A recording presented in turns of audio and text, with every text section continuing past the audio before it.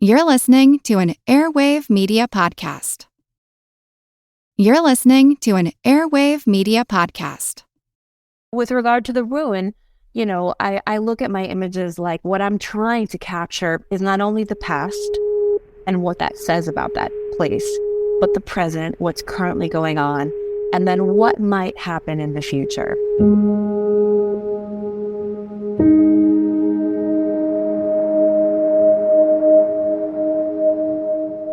Hi, my name is Blake, and welcome to Abandoned, the All-American Ruins podcast. Per usual, I have just a quick note before we get started. This is a bonus episode, so if you haven't listened to our show yet, I would suggest that you hit the pause button and go back to the beginning, to the prologue in Season 1, to Anamoya, so you can get a sense of what we're doing here. But if you're not an All-American Ruins newbie, hey again.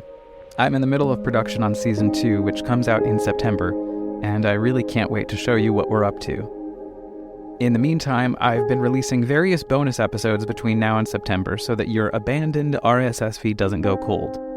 Collaborations with cool organizations like History Colorado, personal songwriting diaries inspired by various abandoned buildings I've explored, or episodes just like this one.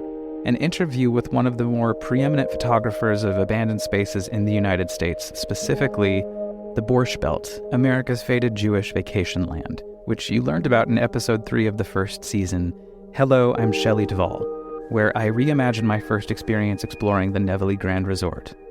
Now, as you know, Abandoned is part of the larger All-American Ruins multiverse, a multimedia travelogue where I recount my experiences exploring abandoned spaces across the United States and reimagine them via written, photographic, audio, and cinematic storytelling. When I first joined the community, I wanted to find a way to offer my voice to a robust neighborhood filled with photographers, videographers, choreographers, dancers, models, graffiti artists, and activists, architects, preservationists, and creative geniuses who, in one way or another, all share the same passion, a deep spiritual love of abandoned spaces. In her unofficial Urbex manifesto, A Field Guide to Getting Lost, Rebecca Solnit states that a city is built to resemble a conscious mind, a network that can calculate, administrate, manufacture.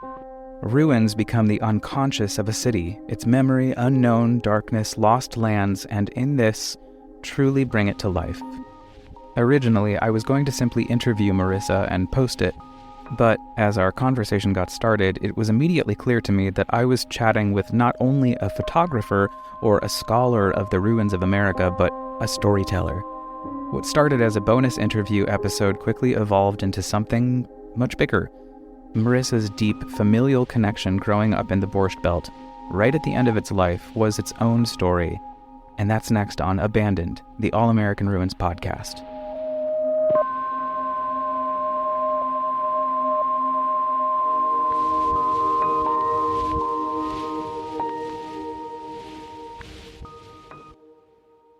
I love that you talked about Rebecca Solnit because I also sourced her. You said a Rebecca Solnit quote, and I have it written down here because I love it.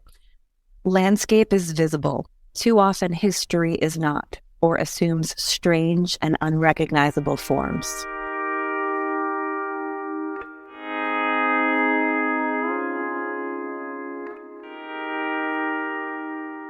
A few months into the pandemic, a friend sent me a link to a book called The Borscht Belt, Revisiting the Remains of America's Jewish Vacation Land. My name is Marisa Scheinfeld. I am a photographer and an author. At the time, I had just explored the Nevele Grand Resort, one of the more notable abandoned hotels in the Borscht Belt region, and I was, shall we say, an Urbex baby, soaking in as much information as I could about abandoned spaces across the country. I'm also a professor. I teach photography at SUNY Purchase and have for about 5 years. When I opened the link, it took about 4 seconds for me to buy the book. The photography was so stunning that I didn't even have to think about it. I wanted it, and I purchased it without even realizing that it wasn't just a coffee table book with nice pictures. It was actually a graceful and poignant elegy penned in tribute to an entire subculture, a decades-long era filled with hope, joy, and perseverance, all centered around the history of this very specific geographical location with this strange nickname, the Borscht Belt, or the Jewish Alps? I grew up in the Borscht Belt. I was born in Brooklyn, but my parents moved up to what is known as the Borscht Belt in Monticello in 1985 and have been there ever since. It was a story of triumph, of community, of solidarity, and the internet was filled with thousands of stories from people who had deep connections to the Borscht Belt region, some as big as this book I'd purchased, and some as small as a 3-sentence Facebook comment. And I was on the outskirts of those comments. Like most of the abandoned spaces I've visited over the past 3 years, this history wasn't my own, but I felt connected to it somehow. The book arrived, I read it, loved it, but never engaged with it much after that. In many ways, obviously the region is embedded in my own personal history, as well as a collective wider history, but it has become the tapestry of my life, if I could borrow from the Queen Carole King.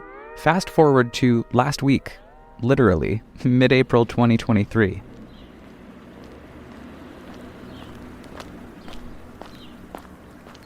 I'm in Eldred, New York, smack dab in the middle of the Borscht Belt region, and I walk into a small shop, where I immediately take note of a framed photograph on the wall. I recognize the photo, but to be sure, I ask the shopkeep if the photo is the work of Marisa Scheinfeld.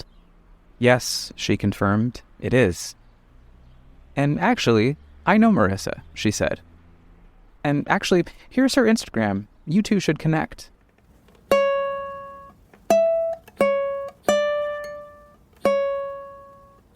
I've spent 10 years now researching the Borscht Belt, documenting it with my first book, and now I'm doing a historic preservation effort that continues and is an expansion of that project. And I don't know what came over me. I'm not really one to reach out to personal celebrities, but I don't know. Scheinfeld's work is so compassionate and engaging. I thought, what the hell, she's probably approachable. So I reached out. And she got back to me immediately. And the next thing I know, I'm on a Zoom call with one of my idols, someone who really helped shape my deep love of the Urbex community. And suddenly, I'm talking to someone who not only is an expert on the region, but has lived it firsthand. The Borscht Belt was the preeminent destination and vacation, as well as communal space for American Jews. And as our conversation went on, I began to feel deeply moved. And again, connected to the Borscht Belt region, somehow. But like with Anna Moya, I couldn't chalk it up to my own personal history. I had none. But still, something was there. I felt like I was going to cry at any moment. I couldn't figure out what was going on until Marisa said, It began in the 1920s, and the reason why it began was because Jews were excluded from many different establishments, places, jobs, social clubs, and the 20s and 30s was very rampant with anti-Semitism. They preached the doctrine of racial and class hatred, for Hitler had said America could be conquered from within and fall as an overripe plum to the Nazi master race. And then it hit me. Solidarity. They wore Hitler's uniform, but they wrapped themselves in the American flag. So there was this desire with so many Jewish Americans coming into the country to experience that American dream. And because they were excluded from so many places, they found a location about 90 miles to New York City that was accessible by rail and by car. And they built an unbelievable space that was comprised of over 500 hotels, and it reigned supreme not only in American Jewish history, but has continued in American imagination for over 50 years. It has had a lasting impact not only on New York State history, Catskill history, so many individuals, the collective population, but its impact on American popular culture is also really unknown to many. My parents moved up to the Borscht Belt when I was 5. And the story goes that my dad was offered a job in Connecticut or in Paris, New York, which is up in Sullivan County.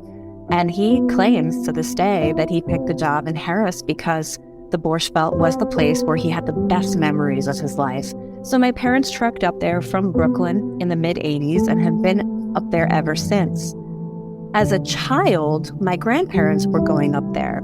They owned a condo adjacent to Kutcher's, which is a pretty iconic and one of the longest opening Borscht Belt hotels. I think it closed its door in 2001. And on the weekends, because my grandparents had a condo next to Kutcher's, I would get dropped off, they would babysit me, and I got to engage in the quintessential Borscht Belt activities of bingo and Simon Says and shuffleboard and swimming in the pools, enjoying the lake.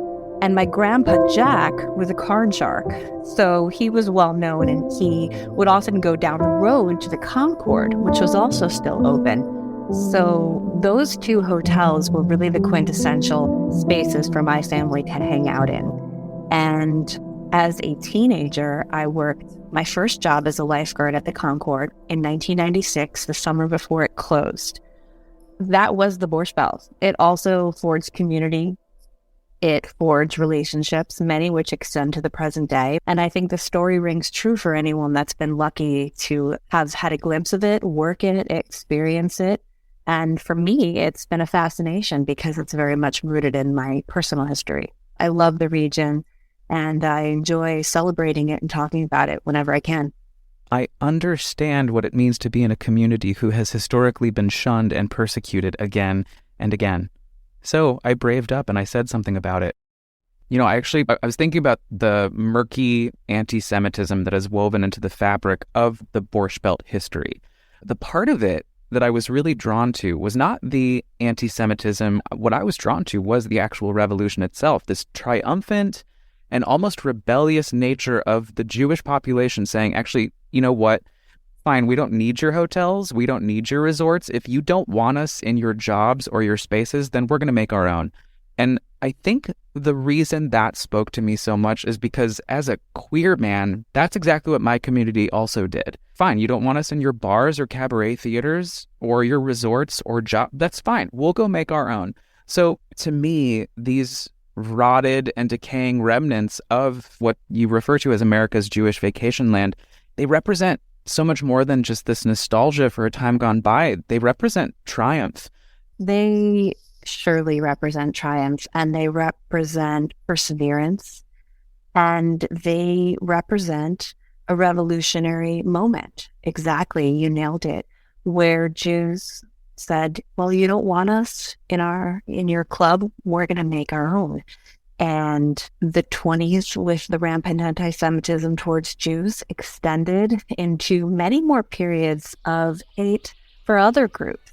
Other groups of people found respite and refuge in the Catskills. There was discrimination not only towards Jews, but to the Black community, the Hispanic community, the gay community, the Asian community. If you do look at the Catskills, not only was it this refuge for American Jews who faced a ton of discrimination, but it also welcomed so many other groups who found peace, who found a welcome mat, and who found acceptance in these gorgeous, special mountains.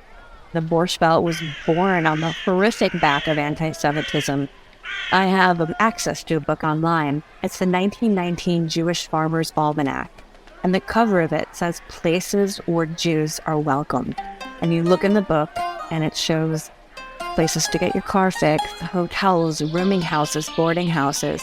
And the Black community used this to make the Green Book in the 1950s. It was a model. And in the first edition from the Green Book, they talk about how unfortunate it is that they had to make this book, but how they looked to the Jewish community to create this book, and that there was the hope that one day these books would not have to be used. And I think that it is so triumphant and beautiful, and it really shows perseverance and dedication. And those characteristics are ones that I really try to embrace, even in my own personal struggles. Do you remember subsequently the first time that you set foot into one of these spaces that was abandoned and how it made you feel? Anemoia, it's such a beautiful word. I think that this longing for something is just it's a part of I guess our wishes and our hopes to connect. I started with this process called rephotography, where I would take an archival postcard, because there's so much that was produced from the Borscht Belt, and I'd find a postcard, and then I'd go to the place where it was made roughly 50 years ago. One of the first places I went to was the Laurels Hotel. The Laurels was once the biggest hotel in Sullivan County. The Laurels had the biggest steel swimming pool in the world. It was on a lake. It had indoor-outdoor pools. It was massive. It was gorgeous. And I went to the Laurels, and all that was left were 2 pools. A little bit of remnants of debris from a building that had burned a long time ago, and tennis courts. And all I felt when I got there was this unbelievable sense of peace. While there was definitely narratives of loss and change strewn across the property, there was something, again, so magical about it. And I took my camera and I found this bean-shaped pool that was once indoors that is now outdoors. And that was the beginning of the project, where I did these now and then views.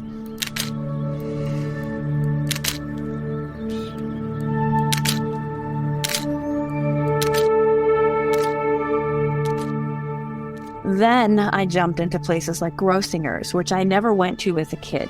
Summer fashions on parade beside a swimming pool mark the start of a winter festival weekend at Grossinger's, New York. It is the huge resort hotel, which is the best bet for the city dweller who is looking in the country for the same amusements he has in town. Such resorts welcome back many of the same people year after year. Grossinger's was just, at that time, 2012. It got knocked down in 2019. In 2012, some of the structures had been leveled, but so much of it was still there. And it was like a fortress. And it was intimidating. And it was a little scary. As a woman, I really did have to take extra precaution. I pride myself on being super independent and just like, yes, I'm going to Grossinger's today. The light is beautiful. I shoot with all natural light. But I had to bring friends. I had to bring people for safety.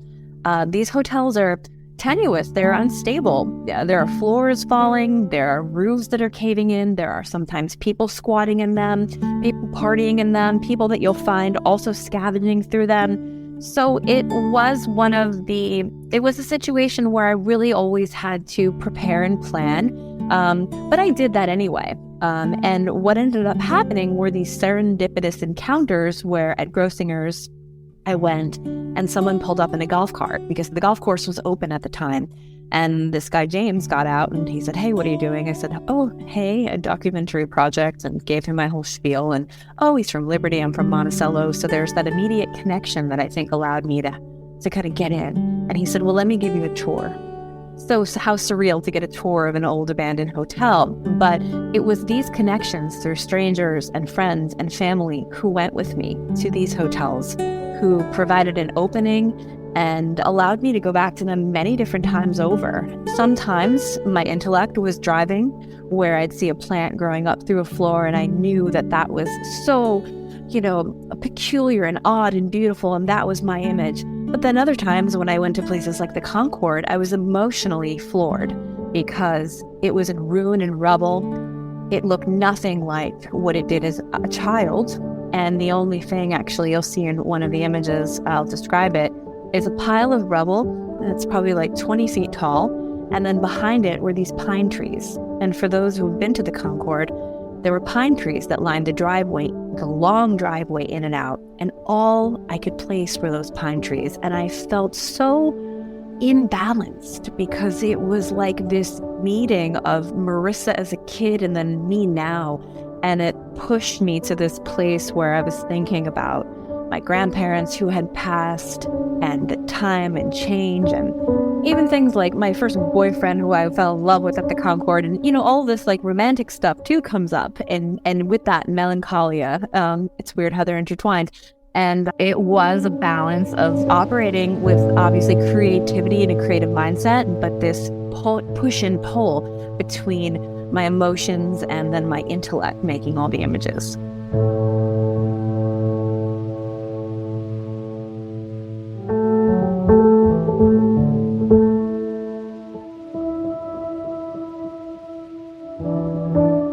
The sort of grounding tenet of All American Ruins is this idea that our imaginations can unlock real emotional, mental, and spiritual healing. And when the pandemic started, I would enter, say, the Homowack Lodge, and immediately it came to life. despite the fact that there were, like you mentioned, these piles of rubble or the trees being the only things that could place it, it came alive. For you, what is it, aside from everything you've mentioned, that engenders your curiosity or maybe sparks your imagination to continue exploring and dedicating your life really to preserving the history of these places? Well, I think, with the Borscht Belt, it was personal, but with my new work, it had to go in a different direction. But the threads through both of them are what once was. And it is looking back at the past. And often, not always, but often, it is ruins.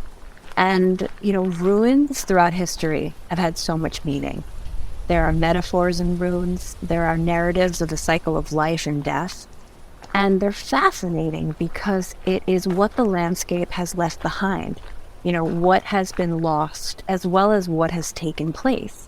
And many like to think that ruins are dead, but I don't think so. They're inert, they're vital, they're moving. They're constantly shifting with temperature, with seasons, with time, with change, with people who have gone into them. And they function as a site of history and as a symbol. And there's this mutable beauty that I think can be found in a ruin. Yes, they erode and yes, they decay, but they're also spontaneous ruins because you never know what you're going to find.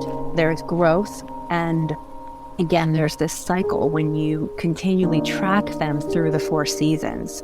And I'm thinking right now, this one image I have of the Tamarack Lodge. The Tamarack had burned in a fire, and I went, knocked on the door of the home that was on the property, and the granddaughter graciously let me photograph. And that day I took a photograph of the elevator shaft. That was the only part left of this whole compound, this whole complex. And I looked at that elevator shaft and I still look at it and I say, well, this is a totem pole. This is a testament, like we were here. And through that, that matter, that totem pole, it strikes back, it hits you and it resonates with you and it has this energy. And I think that, obviously there's nothing new in the fact that things get used and things get discarded. And I think it's an American epidemic where we go to the hottest place and then we're done with it, so we throw it away, whether it's a club or a restaurant or a town or a destination. And we see this theme all across America, especially in towns. The Borscht Belt is just one of them. What I'm trying to capture is not only the past and what that says about that place, but the present, what's currently going on, and then what might happen in the future. My images aren't of dead spaces. They're of places that are full of memory, of history, of narrative, of story, of this collective rebellion that transpired and everything that came out of it. The Catskills in so many ways, and this place in the Borscht Belt, it marks the spot for the Jews and it marks the spot for so many other groups. And that history, in addition to the ruins constantly morphing and changing, is what drives me.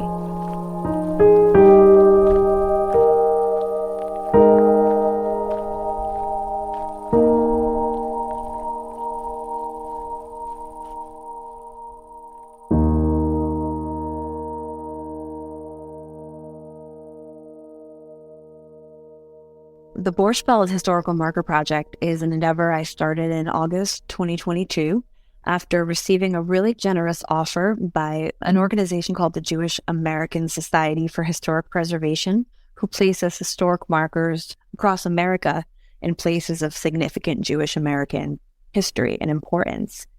And Jerry Klinger, its founder, has agreed to fund 15 to 20, if not more, markers, essentially creating a historical marker trail where we're going to create a driving tour and a compendium of other programs. What's striking is that there's not one historical marker in Sullivan County or Ulster County that commemorates the Borscht Belt.